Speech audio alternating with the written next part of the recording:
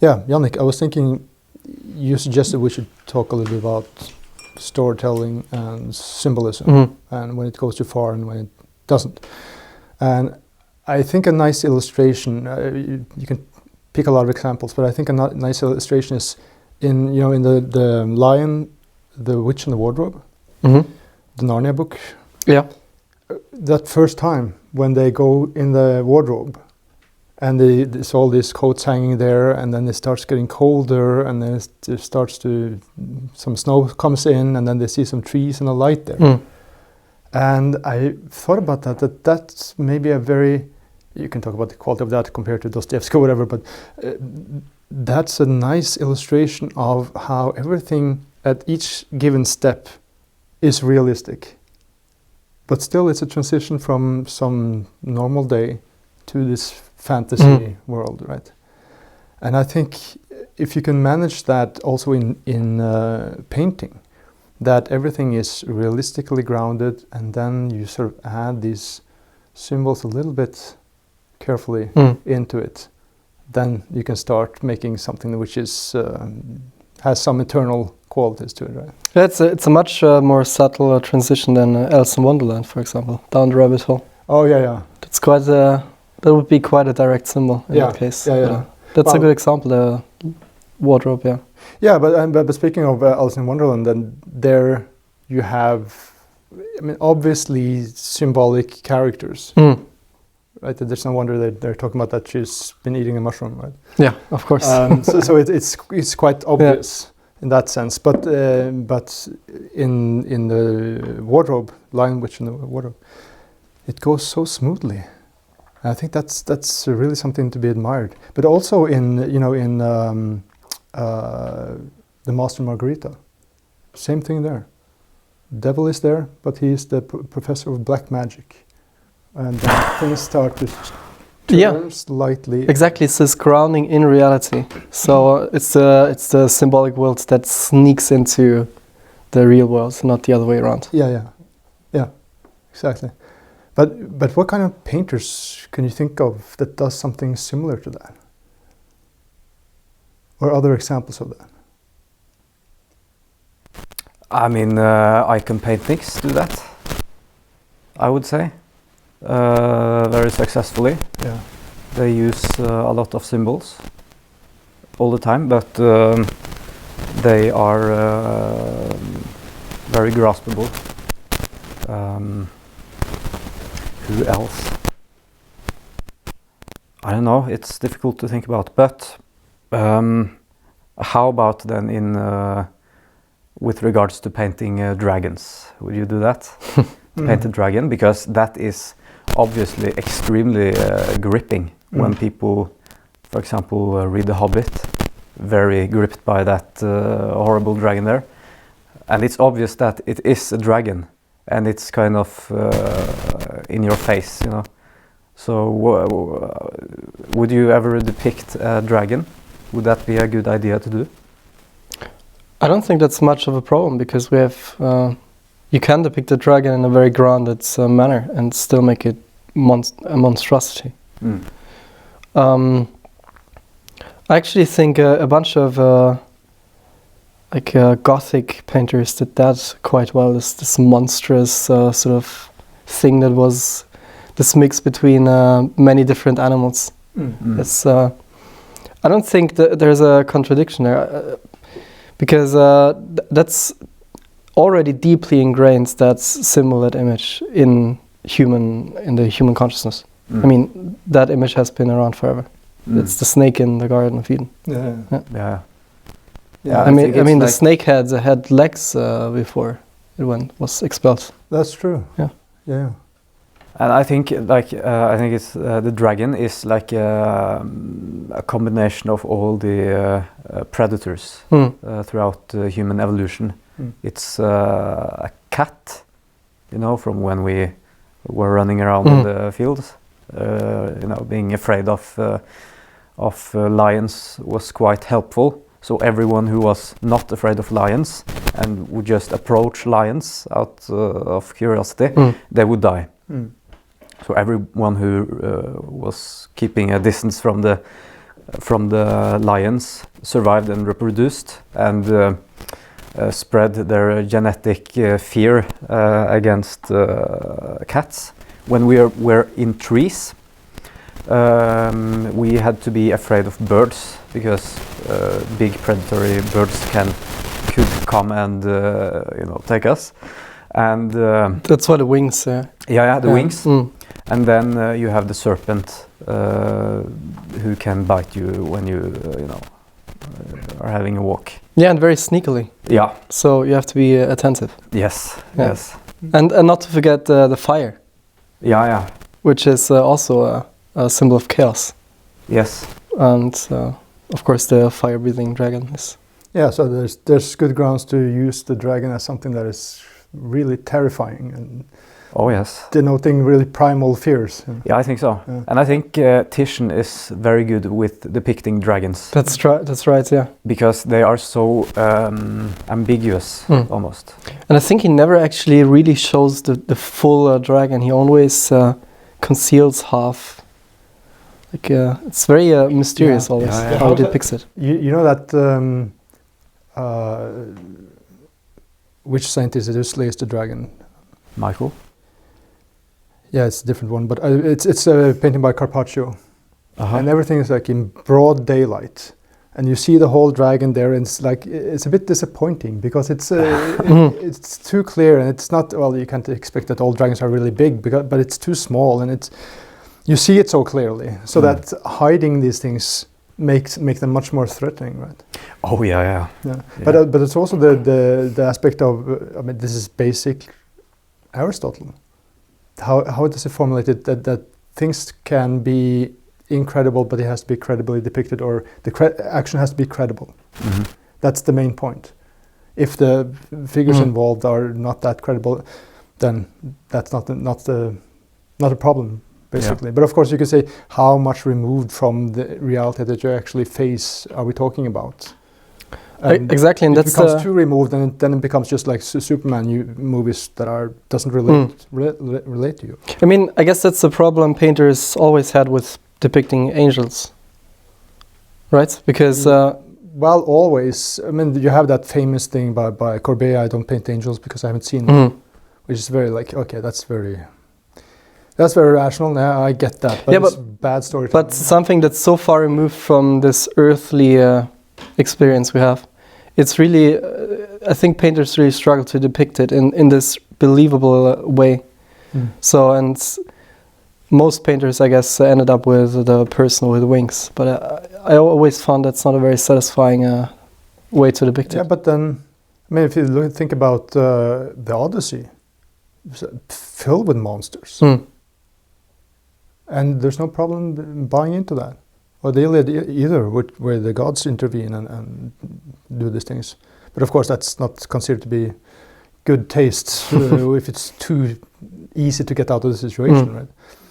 But so, I mean, there's no problem with having fantastic monsters as long, and I think the point that you made was really important with Titian, so that you don't make it into the main character and make it too illustrative.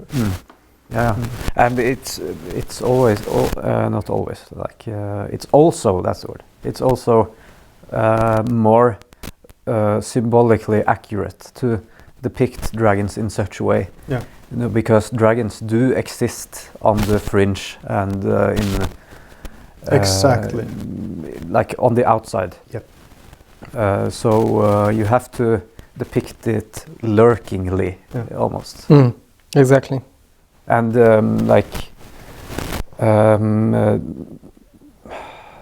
dangerous stuff is always like really dangerous when it's on the fringe. Like if you hear some shooting, like in the corner of a house, and you can't see the shooter, and he's just going bananas there, shooting around, having a horrible time. That is quite gripping when you see that in movies, for example, or when you, for example, depict someone rowing a boat, and then you hear this sound, and you don't know how big the monster is, how it looks. You just know that it's there. That's like more gripping. Well, and that's exactly why the depiction of this dragon in plain daylight's fully small doesn't work, because the monster is out of its element, and it doesn't work symbolically, because you want to fear this monster. It has to be a big task to slay the monster. So are you the monster I'm supposed to fear? Yeah, that's me. Yeah. Exactly, and it loses it complete. The weight is completely gone of it, because you have to go towards the danger and overcome the danger, not having this little, Yeah, it's not good if the monster is there at your house, Exactly, yeah. Or having a coffee with a monster. So when should we do the fight? Come on. Yeah. No, it's but there's another aspect to it that I was thinking of, how you can show psychological tension without too obvious symbols. You can have, I don't know, whatever object signifies angst, and you put it next to a person sitting there, and it's a portrait of a person with something beside him. There was something I noticed, it was yesterday, and I was talking with Bork Nerdrum, and he was working on this painting, and the father there and the son. And he was asking me if I thought of something there, and I mentioned something about a shadow, and he put the shadow from the father onto the son. And I think he was mentioning it. Anyway, the point was that what I got out of it is that in this situation, the father comes and begs for forgiveness. The shadow from the father onto the son becomes that which he has done to the son earlier. And that, to me, is fascinating. That very, very subtle, realistic effect can have such a psychological, psychological implications.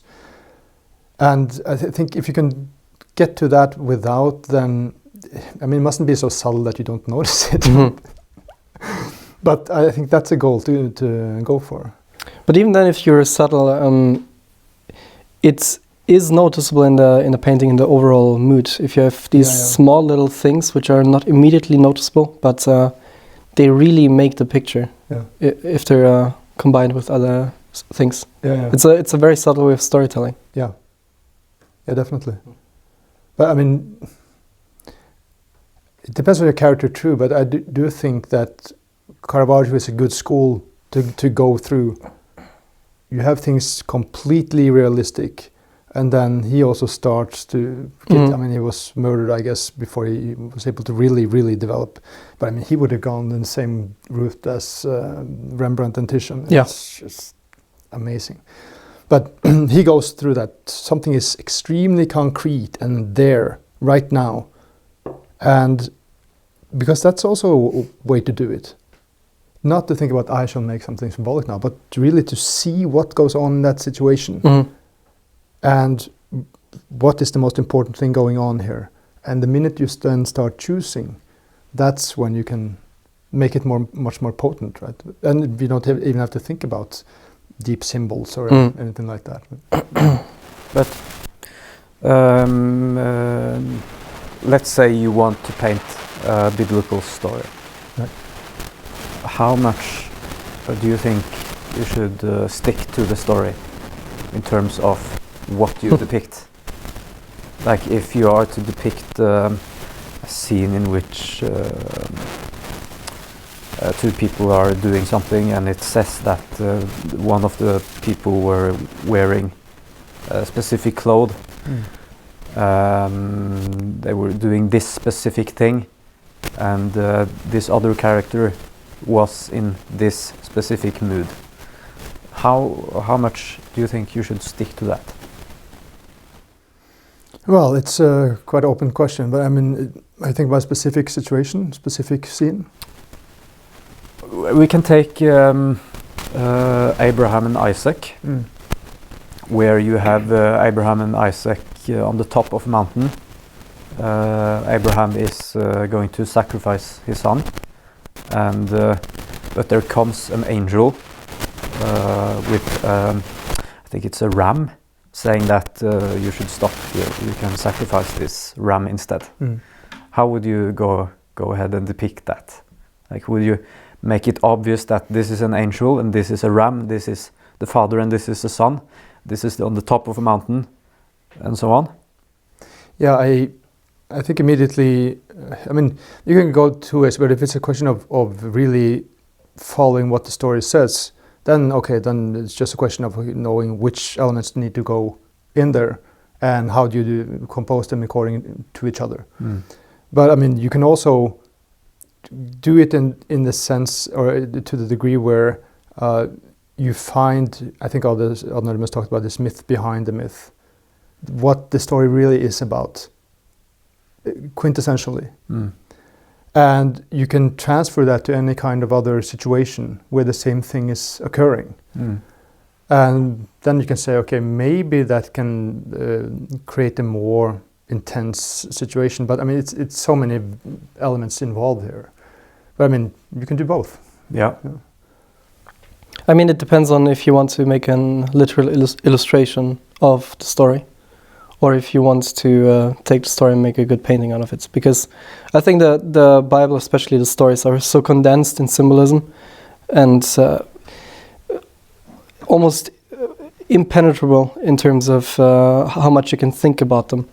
And for a painting, you really have to choose what exactly you focus on, because even there you want to have a reason why you depict it, unless you want to make an illustration directly of the story. Yeah. But well, I think like we've talked about, I think the important thing is that the story so-called connects with you, that you understand what the story is about, that it grips you personally. Yeah. And then, yeah, I think that's the most important thing, because if not, it just becomes what you call illustration. Yeah. Yeah, because when you are a painter, you have the opportunity to see like a pattern in the story and to depict that pattern. So you see some elements in the story about Abraham, and you can add some elements maybe to direct the attention of the viewer towards that pattern, I guess you could say. And then you can add things or take away things. And I think in the Orthodox icon depictions of the birth of Christ, you know, they in the Bible, you know, Christ is born and he's put in what you call that that thing that the animals eat from, like the crib. The crib, of course. He's put in the crib, and there comes some kings, foreign kings, and some shepherds, and they celebrate the child. But in the icon depictions, Christ is born in a cave. Right. So you have Mary, the Mother of God, laying there, and by the side you have Christ, the child, in the crib, but is almost dressed up like a mummy. So he looks like he's laying in a tomb, like he's dead. That's foreshadowing, mildly speaking. Yes, and you also have two animals there, like a donkey and that ox. But it's very interesting that he's born in a cave, because it doesn't say so in the Bible, but all of the Orthodox icons depict the birth taking place in a cave, and he's laying there in the crib, like as if he's dead. Yeah. So then you have an example of that, like the icon painters seeing a pattern there, that God is reaching all the way down to the depth of death, you know. And he. Well, then you get back to also this thing about if you can make the story so that what it says in the Bible is an illustration of the painting and not the other way around. If you can, I mean, you have a lot of these paintings with a model posing as Jesus on a cloud ascending. Yeah. And it's not credible at all. It's an illustration of the story. Yeah. But if you start talking about the prodigal son, it's that story that was depicted later or told later, and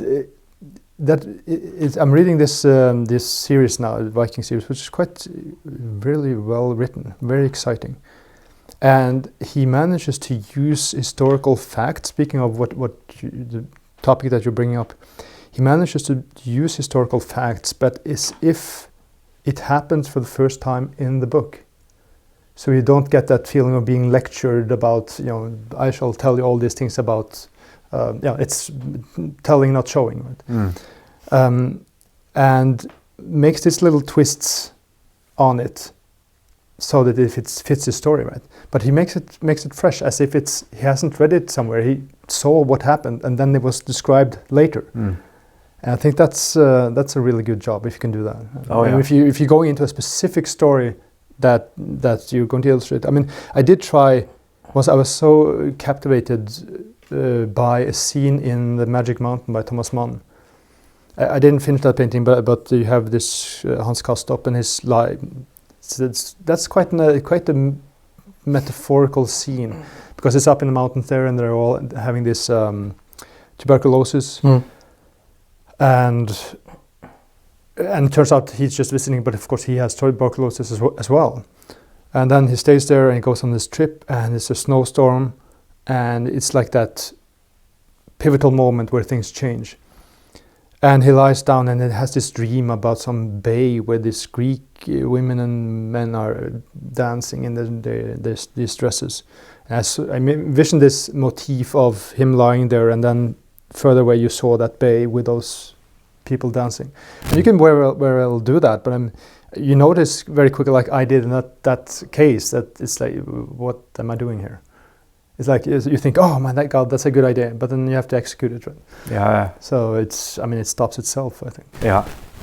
Well, when it comes to going back to this thing about depicting things more like an illustration.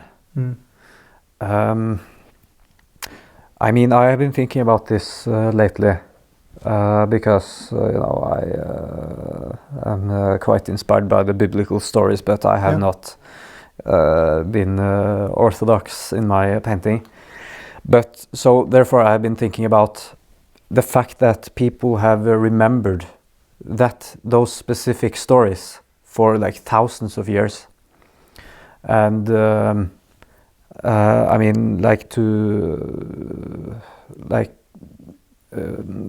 as a general rule, could you say that it's better to stick to the story and to depict it more like an illustration? Because, you have, for example, the story of Adam and Eve, or Cain and Abel, which are stories that people have remembered for like tens of thousands of years. And so that must be an indication that these are powerful symbols that work.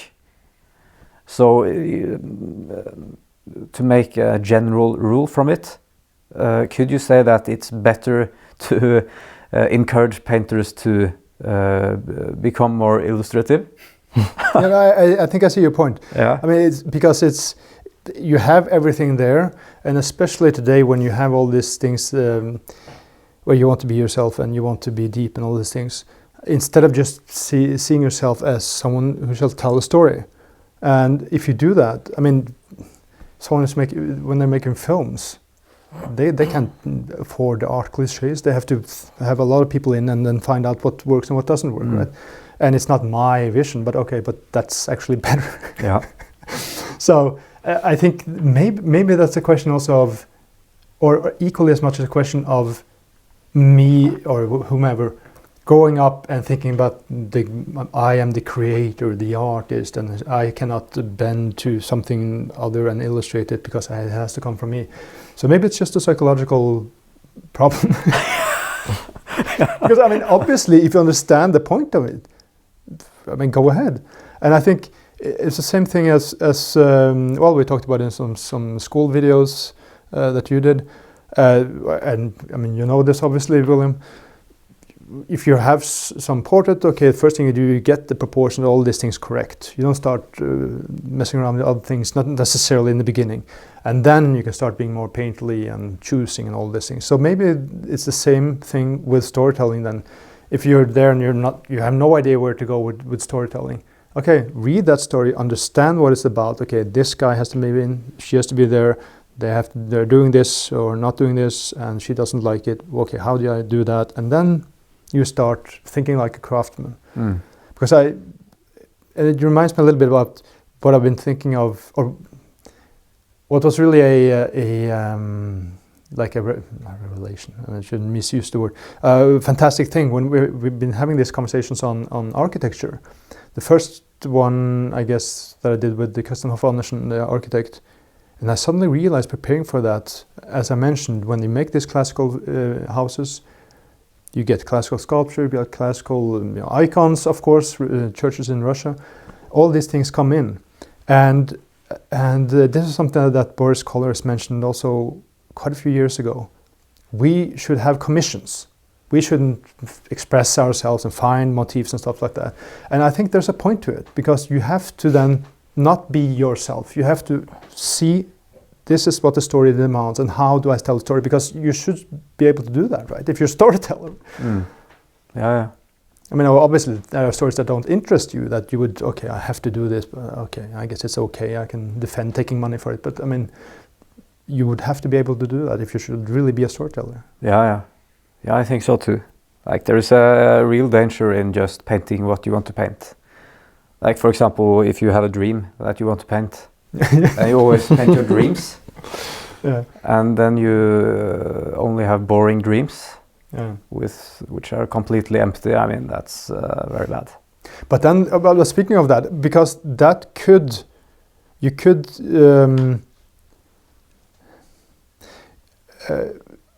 could then see, for example, Andrew Wyeth as a problem, because there's not much going on there. Yeah. But I mean, then we're talking about someone with so much love for what he's seeing, that's the story. So I look at the light coming in here and hitting that basket, and it's a miracle. Oh yeah. Yeah. Yeah, it's like he is depicting the divine in like a hat or something. Yeah. Like seeing God manifest in that hat. Exactly. Yeah, exactly. Yeah. It's the divine manifesting in reality, and that's really what he's observing. Yeah. Except for when he does these things about the interior of airplanes and stuff. Yes. That it doesn't go well. But yeah. So I mean, it can be that mood. I mean, and that's, I think, a point that you made also, that thing about following your character, your type of talent. Right. Well, yes, I think it's important that you really should go towards what comes naturally to you, because symbols are quite universal, but there will always be certain symbols which will speak more to you than others. And it's really important as a painter to sort of focus on those and sort of unfold why exactly speak those to me, because there probably will be something behind them which you will uncover. Exactly. Yeah. So, I mean, you could go the Jungian route and say it's some sort of archetypes or something, just trying to tell you which way to go. But so it's not you who choose; it's actually the symbols who choose you. Yeah. Well, but that's the undoubtedly. Yeah. I mean, there's absolutely a case to be made for that. And I think that's fascinating. Speaking of that, that's fascinating that you can have a situation where you sort of learn things that you didn't experience yourself. Because I mean, this is very popular, but I mean, with Freud, you have the cellar is the private unconscious, but then there's a cellar beneath that connects all the cellars, and that's the collective unconscious, right? And sometimes these things come up through the roof into the private cellar, and then it's why the hell did I dream about doing whatever you're doing that you don't want to say to anyone, right? But I mean, to notice stuff like that. But that's interesting. Then, so you're talking about, or you could say that if you are so-called in contact with yourself and you notice what impresses you or not, then suddenly you see these motifs. Yeah, I think, of course, you have to have a very quiet mind, because there's also a lot of crap going into your brain. Well, you have to be able to. But if you have a really quiet moment and there's some sort of thing that really comes to you, I think there is really a good virtue in it, just pursuing that and trying to unfold that and understanding it. So if you have the feeling, oh, I should really read this story right now. I've been meaning to read this story. I want to. And then you read it, and then usually you get something out of it. Rarely you sit there and that was useless. Yeah, but I mean, it can be all kinds of stuff. I mean, and you don't necessarily know how to use it immediately.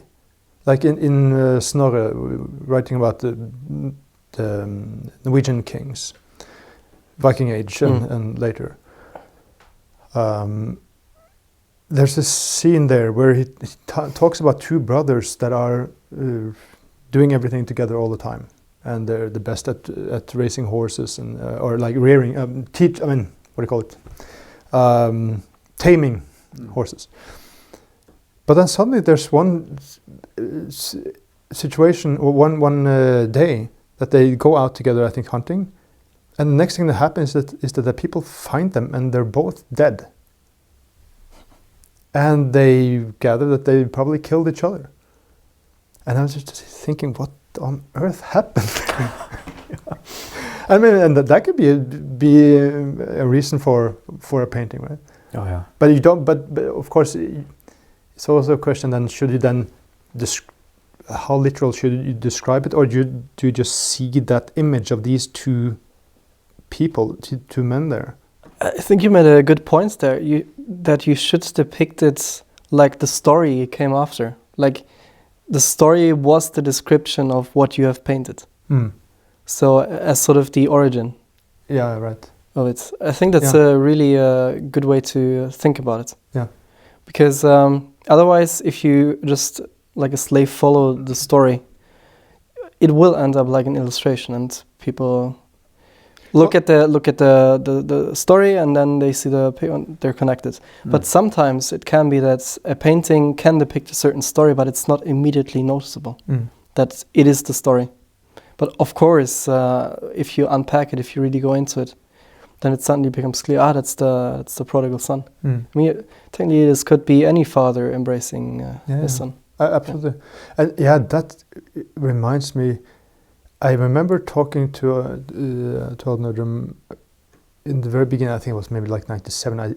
I started in 96 as a student, and I don't know. He had presented a kitsch term, and talking about the eternal values, eternal scenes, stories, right?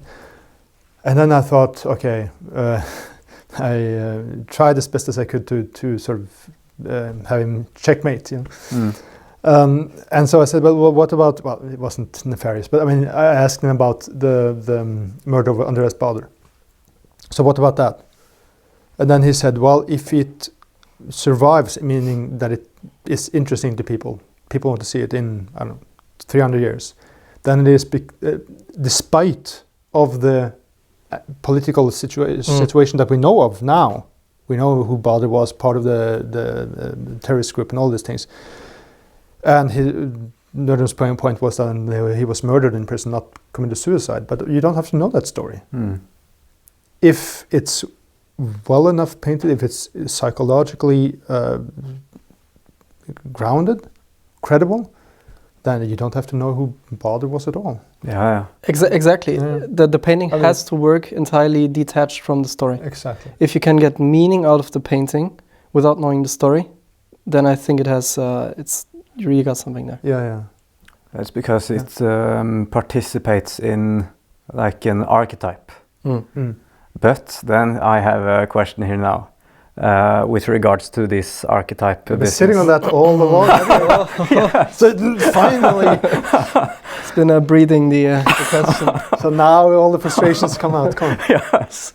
Now the shadow comes out because I know this is like putting my hand in the hornet's nest.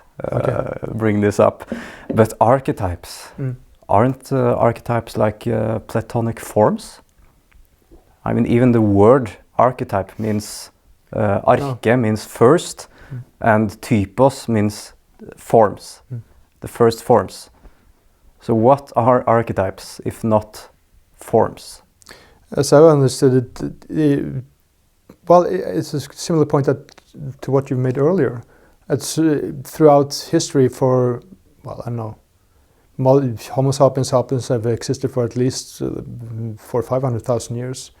And that's a long period to be scared shitless of all kinds of stuff. And that, I think that's Campbell's point, that these things sit in your mind. Those experiences are sort of pushed into your mind and become these archetypes. I mean, you've answered the question already earlier in the conversation.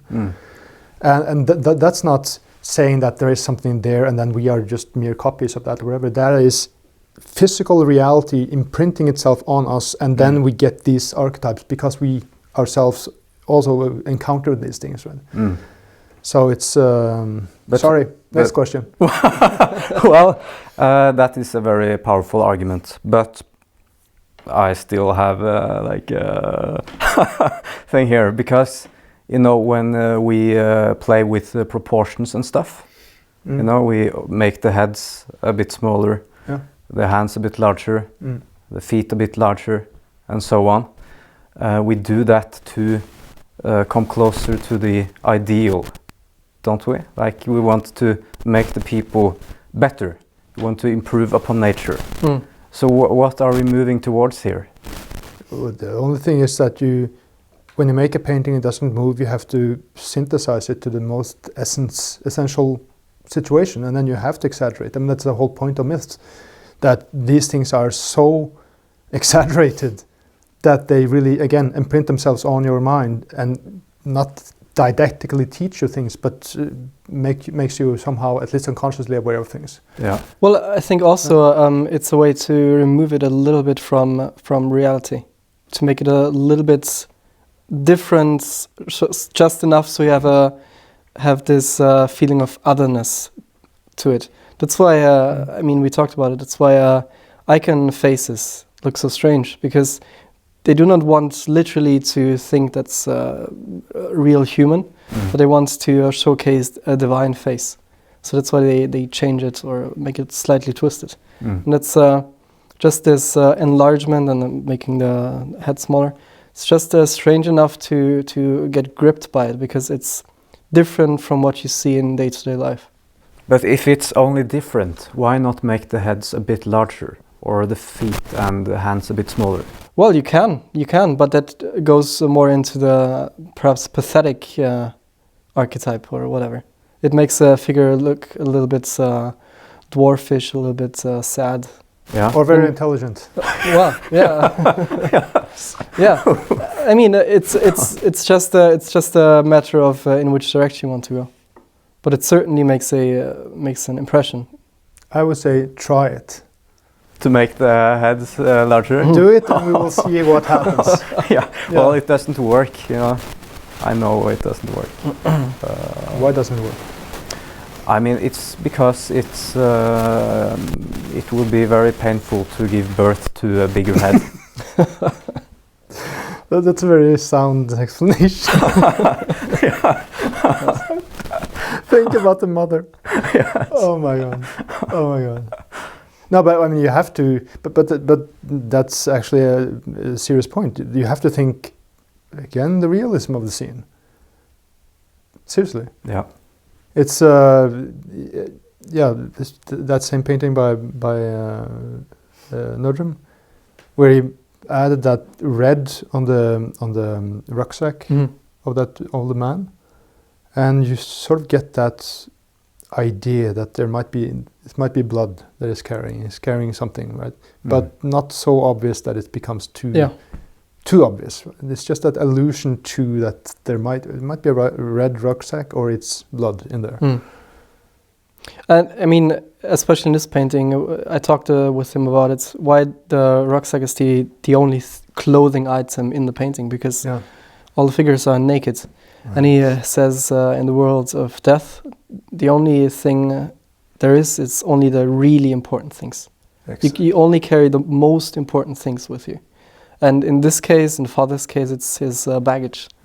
Literally, he's carrying. So that's a little less subtle symbol. And then making it red, it just gives an extra dimension to it, extra sort of feeling. Yeah, but I mean, it's the same thing about Ibsen does the same, right? On the face of it, it's that's mastery. How to balance that? Things are just every day. Dr. Rank visits Nora, and Dr. Rank is going to die. And as he's leaving, he says, or they just say to each other, "Good night." Yeah, good night. Okay, fine, bye. Well, but we all understand what good night means because he's going to die, right? Yeah. But then there's also the other level of Dr. Rank being the devil, and this other guy being basically Santa Claus, actually, because he comes in and says, "Okay, have you behaved?" Right. So there's all kinds of sort of stuff going on, but it's so important. And like, how do you do that? Because you can always say that I included that little thing very calmly on the side here, and it symbolizes this and that.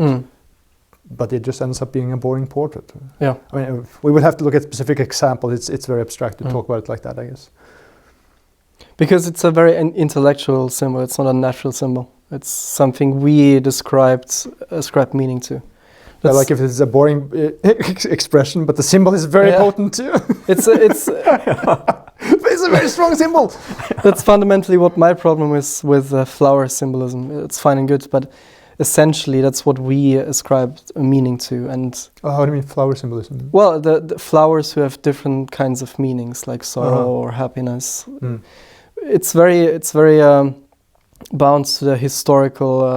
But then it's more sort of a geocentric approach. It's like I am giving you this because we know that this means that I empathize with your situation. It's not gripping, and the only way to really decipher the symbolism is that you just know about it. You can't feel why this depicts that, really, that feeling, like sorrow. But it can also be quite, shall I say, clear. I mean, one-sided in some way. And you can, for example, if you look at, what is that painting called? These two, a man and a woman are lying. It's by Bork Nerdrum. They're lying on this sort of this hillside in golden clothes, and she is pregnant, and there's this man standing there. It's a blind wanderer. Blind wanderer, right? Yeah. And isn't it that one where she's holding a twig with a leaf on it? Yeah. And I mean that's pretty direct. That's very direct. Right? That's clearly this is it. So you can do that too. You don't have to be sort of ephemeral about. No, of course, right? Because that's very solid, and I think that's. I mean, now we're in the luxurious situation that we can look back at what Bork Nerdrum painted in the 80s, 90s, and say, okay, it's good, but it's not as good as what it's doing now, right? But I mean, he has gone through a very sort of realistic phase, of course, social realistic, but also through the 80s in the Icelandic landscape, and steadily gone into space. I mean, if you can paint people out in space, you can paint a dragon. You should be able to at least. It's possible to do so. Right? Yeah, but like when he's moving away from the pure material depiction, like when he's painting clear forms, everything is outlined. The colors are as they are in nature, so on and so forth. When he goes from that to what he's doing now, what is he moving towards, do you think? Like what is the difference? Like what is the fundamental, essential difference that he's doing? You want to say? I would have to think about it. Yeah. I would say immediately he goes into, I mean, of course, in subject matter, something that is more, even more detached from time, even though suddenly there's an airplane in there, so it's kind of both ways. But also what I've noticed, I always like to start with the concretes, not the symbols behind it, but how it's actually done. And the way it's done now, things are just flowing one into the other in a much greater extent than ever before. I mean, even when he tightened up forms and was sort of more sculptural, it was always painterly, right? But now it's just on a different level and even more tight than when he was trying to be sort of very clear and Caravaggio influenced, right? So yeah, I think things flowing much more together, much more cohesive atmosphere, which creates a stronger image because they really exist in the same space, much more than in the 80s, 90s. And then with these, like you mentioned, this thing about the father coming up there and they're in basically some underworld. Okay, well then you have it. You can't, I mean, is there a next stage after that? I mean, how timeless can you get? Yeah.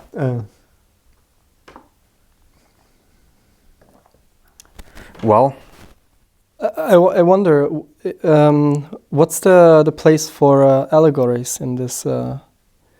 In Nowhere. Nowhere. All right. You have a question. No, but of course, allegories are they're almost entirely detached from storytelling in that sense. So they depict something symbolically, like hope is an allegory painting. No, I wouldn't say so, because the allegory painting is very much depicted, dependent on sort of you have a shelf and you put up some objects and they together shall tell a story, but you have to interpret each and every one of them and know the symbolic content behind it. When you see this sitting there playing, I mean, that should literally strike a chord with anyone. I mean, of course, yeah. So you cannot say it's an allegorical painting. So, I mean, this is a very in-your-face allegory, I guess, but Titian has these 3 ages of man, right? These 3 faces, which is an allegory. And you have all kinds of stuff too, where the figures are just standing there symbolizing this or that figure, but they're not really doing anything. But isn't it just a matter of how great the symbolism is? I mean, if late Titian did the same motif as some Carpaccio, but then maybe that works better because it's not so allegorical, not just displayed as symbols meaning something because you know the story behind them. Right, okay. I wasn't aware that there's a certain definition of allegory painting. No, if it is an allegory, it is a clear metaphor. It refers to something else. Right? Okay, but it's metaphorical instead of symbolic in a way. I guess you could say so, yeah. I mean, and the typical allegory would require you to read up on these symbols if you're not acquainted with them from before. Okay. Right? Yeah, but there's another aspect. You mentioned, I think you mentioned the icons, and I looked at it just today, just sort of flipping through books to think about what we should talk about now, and that goes back to something that is very concrete again. Because if you compare to Theophanes, or Theophanes, I guess in English, with other icon painters, at least in that book that I looked through, I really noticed something, because he is so concerned with the counterline of the whole figure. So it's a very Greek way of thinking. To get one whole unified figure, and of course whole groups as one figure also in a way. And then I looked at the others, and then there was almost, of course, there's a counterline, but not accentuated in that way, and a lot of patterns and stuff going on in the drapery and whatever they're wearing. So when you look at it, you just see a lot of spots and abstract patterns, and there's some heads in there, right? And of course that breaks up the whole impact of the story. So it's a very concrete point that I'm trying to make. Just calm down what is inside the form and get the counterline of form correct, so the impact is much stronger. We should look at it in that book later now. I mean, if you can envision sort of more typical icons, a lot of patterns here, and it becomes abstract. Yeah, that's where Klimt probably got it from. Yeah, right. But Theophanes, it's solid. It's calmed down, and the face is really present. And I think that's that's also something. I mean, I start wondering if I'm too caught up in one thing, because when I give feedback to my students, I talk about, okay, calm that down, pacify that, it's like put a shadow here, of course. But I think it is, when things are working, there's so much that lies in just calming things down, neutralizing that, pacifying that, so that this main thing becomes stronger and stronger and stronger. Yeah, it's all about directing attention. Yeah. Like, where should you look? Yeah. And, you know, in,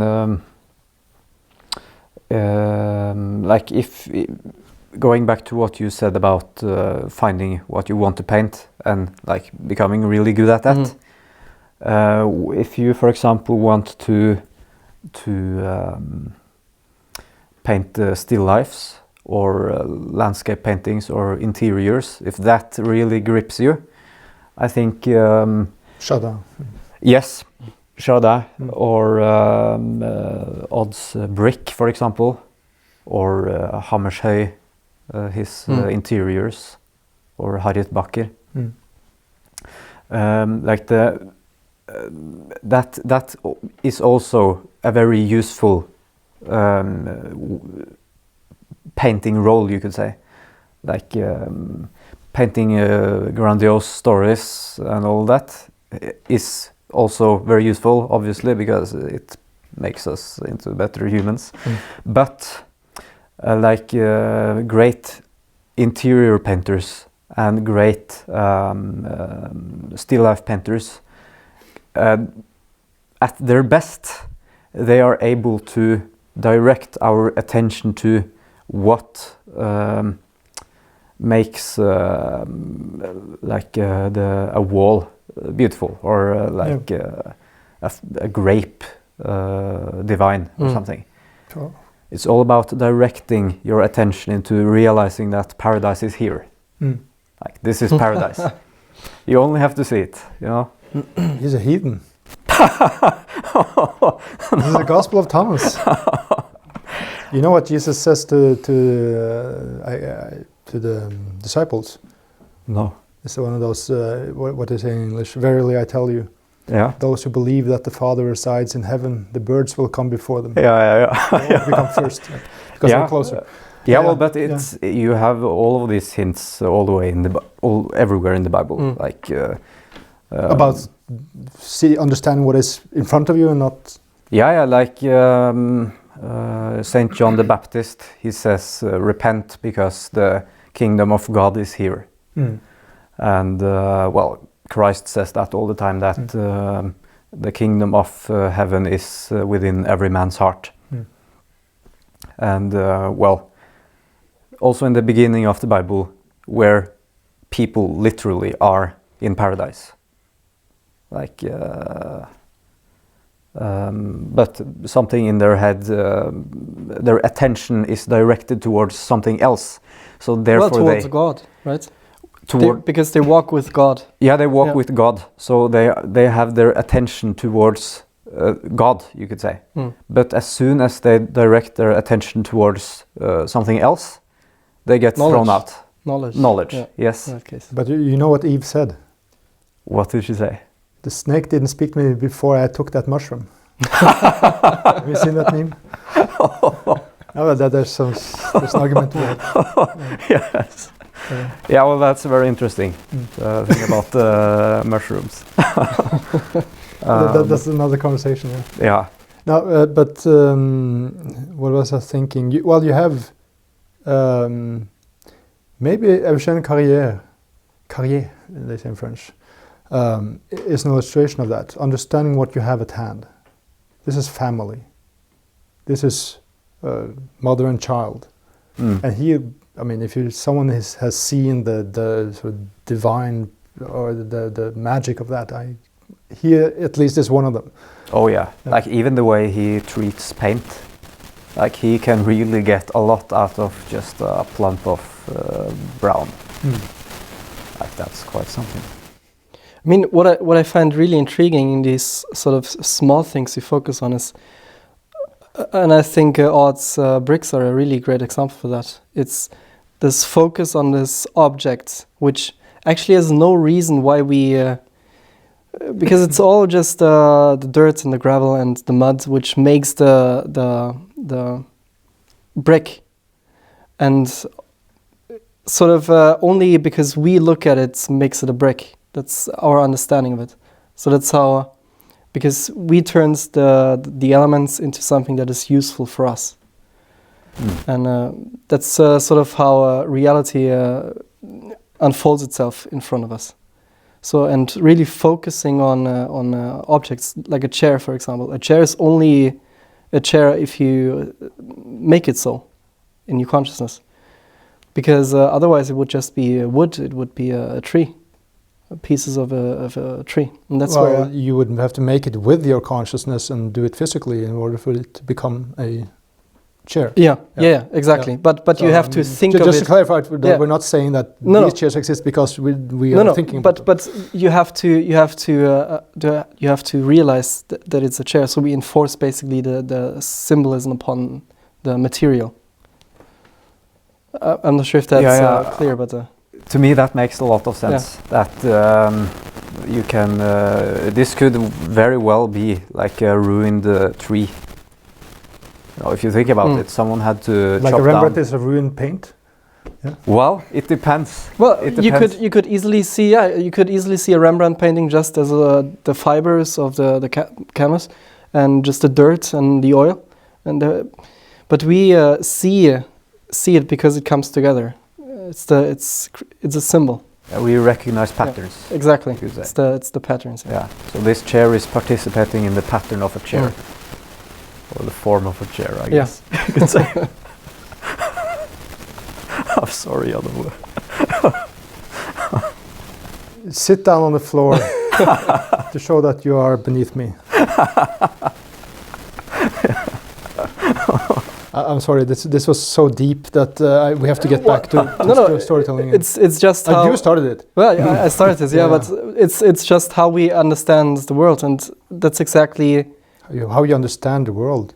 I mean, it's like what what's his name again? A German conceptual artist said to Bork Nerdrum, "Why do you paint this table?" I think it was. We know it's just atoms. And then I think Odd replied that, well, if you are up in the mountains and it's a storm and you see a little cabin, that's not just a collection of atoms. It saves your life. That's, you're not thinking, how do I perceive the... But it's exactly the point. That the point is the deconstruction of it doesn't have any meaning. It does not serve you, the deconstruction. Actually, the symbol is the thing that's more real than the deconstruction of it. You could say that the matter of the wood is more real than seeing it as a chair. But the chair is actually the more important thing, the symbol of it.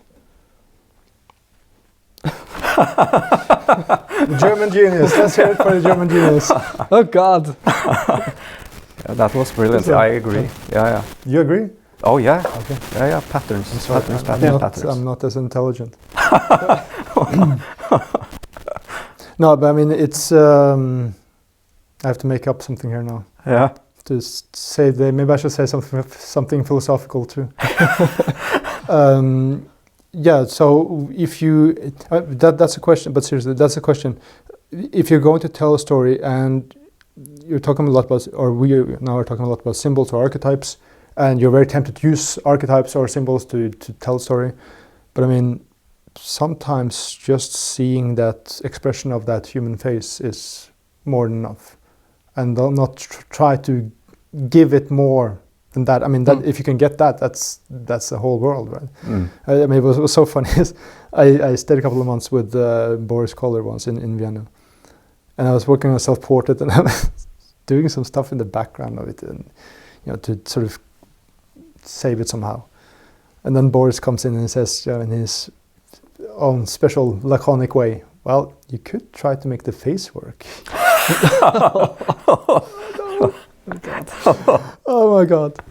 I was trying to be not deep, but I mean, I was sort of avoiding the main point. Yeah. Well, to depict a face is also a divine task, because there's so much wonderful going on in the face if you really attend to it. Like, for example, if you depict the light that is reflected on the nose, for example, I mean, that's quite something. So, you know, all about attention, to direct people's attention to seeing something good. Yeah, because then you have painters like Olga Boznanska or this Nikolai Fechin that I've seen before, but I really got he got really into my attention now because someone was sharing it in the group chat for the cave, and you could say that's well, Boznanska I think is a better example because she's more solid she has more work that is really good, but she doesn't try to do anything more than what it actually is. But well, that's wrong to say. I mean, she doesn't try to give it more symbolism than it actually has, but it's painted so beautifully that it becomes magical, and that's what saves it. Oh yeah. I think it's the same with Wyeth also. Oh yeah. All those guys who just make boring paintings, but they are so wonderful. I mean, on the face of it's boring motifs, in terms of content or action, you could say. They are quite boring, but they are so wonderful, and it can be like a divine task if you make it into a divine task. You can really make a great piece of wood if you want to, and to really make people realize that God indeed is manifest in that piece of wood. Yeah, absolutely. I mean, but what do you guys think about? It's one thing that has occupied me for a time. This thing about quiet images. Speaking of the hope, or flaying homages, even though of course there's action going on there, it's quite calm compared with typical Baroque, or there's a lot of action going on all the time. Then it's much calmer. Or of course Prodigal Son that we keep bringing up, right? Why is it so? Why are those masterpieces, The Sick Child, Headley Castle, Leaping Horse by Constable, all quite quiet or calm in a way? Well, because then when it's quiet, it's your definition of melancholy was quite interesting. It's melancholy is you become aware of what matters. Yeah. And I think that's why it becomes gripping, because all the distractions are away, and really just what matters is in focus and on display. And it's really becomes striking, because even though it's a very small candle, it lights up the whole room. It doesn't have to be like full sunlight, you know. It's sometimes small, quiet things, they're enough to make something beautiful and meaningful. Yeah. I mean, haven't we? I don't know if we talked about it before. I did a masterclass on it, comparing the Flaying Homages by Titian with the one by Ribera, and I think that's a very good illustration. With Ribera, it's a lot of action going on, and he seems like some 1920s tap dancer. It's like, like that, you know. And all the wrinkles and all the teeth and everything's going on, and then with Titian you have that calmness to it. It's nothing else matters. Right? And I think, so maybe that's the point too. That this melancholy approach is when you start to get annoyed, or at least are just not interested in all those little details, because it doesn't matter. Yeah, I think it's all about that all the different elements in the paintings participate in the let's say The Sick Child. All of the elements in The Sick Child by Edvard Munch participates in the sick child, in the child dying, you know. Not only does the different elements in her face participate in her sickness, but even the pillow participates in it. It directs the attention to this sick child. And the person sitting next to the bed also participates into creating the sick child. even the cup on the foreground participates in making the sick child. It doesn't demand attention to itself. So Ribera, for example, the tooth only attends to itself, to its toothness, you could say. Oh. We'll cut that out. Just continue. Okay. But it's an excellent point. Yeah. Because that's a tooth, that's a tooth, that's a tooth, that's a tooth. So, okay, so there's many teeth. We know that. Yeah. But it doesn't point to the tragedy going on. Right? Yeah. Yeah. Yeah. And that's what makes it so quiet, because it's only that going on. Yeah. All the attention is being sucked into the sick child. Yeah, that's a good point. Yeah. Because that's something we talked about earlier today, didn't we, in the morning meeting? This thing about, but if you look at a sick child, and I think this is my thesis, this is my philosophy. I shall be philosophical. When you're melancholic, you start to sort of take away things that are unimportant, all those details, right? They don't interest you or annoy you. In the same way, that is what Munch does in The Sick Child. We talked about that spoon on the table to the left there. And you see, okay, there's a bottle there, of course, with the medicine. It's like, what the hell is this thing? Oh, it's a spoon. And of course, a typical 1880s, it was painted in 86. An 1880s academic painter would not necessarily write the letters on the bottle, but would really describe all the things going on there. And then it just kills it. Because that's not how you perceive the world if you are, I mean, I presume you could at least say he was melancholic due to his sister's death. You don't know if he need to know the biography, but I mean, that's what made him paint it. Yeah. So he actually paints the way you perceive reality when you are melancholic or when you've lost something or when you are sorrowful. Yeah. And it's when these things come in, that's when you start understanding what is important. And then, of course, you have these people say, oh, I shouldn't paint all this depressed, sad people. Well, it's kind of life, isn't it? That you get an understanding that things are very vulnerable and you have to take care of what matters. Oh, yeah. Yeah, and like the ultimate symbol of that is Christ on the cross, actually. Because Christ on the cross incarnates the Garden of Eden. Like, if you think about it, all of the patterns in the Garden of Eden is there at the crucifixion. So, like, at the moment of the most extreme suffering, you know, he has been betrayed by his best friend, and he is being killed because he's virtuous and he's completely innocent and all that. So it's the most tragic moment. But at the same time, like, in the Garden of Eden, you have the tree of life, which is horizontal, you could say. Everything is there, like connected in balance, you could say, which is the horizontal. No, God, the what is it? What's the vertical? The vertical tree of life, of course. This is very deep, horizontal tree. So I was thinking, okay, he's probably going to say something about layering in the tree and the layers are horizontal, but okay. Sorry. No, don't mention it. I'll send you a bill later. Yes, okay, thank you. But you had that vertical tree of life, which is like man's relationship to God. Like heaven and earth is connected, right? Not separate, you know. Which is the same tree that is in the vertical part of the cross. And then you have the tree of knowledge of good and evil, where the world separates. You know, it goes in two different directions. So you have on the cross, for example, to Christ's right, you have the good thief. And to his left, you have the bad thief. It says so in the story, in the Bible. And that is like the tree of knowledge of good and evil.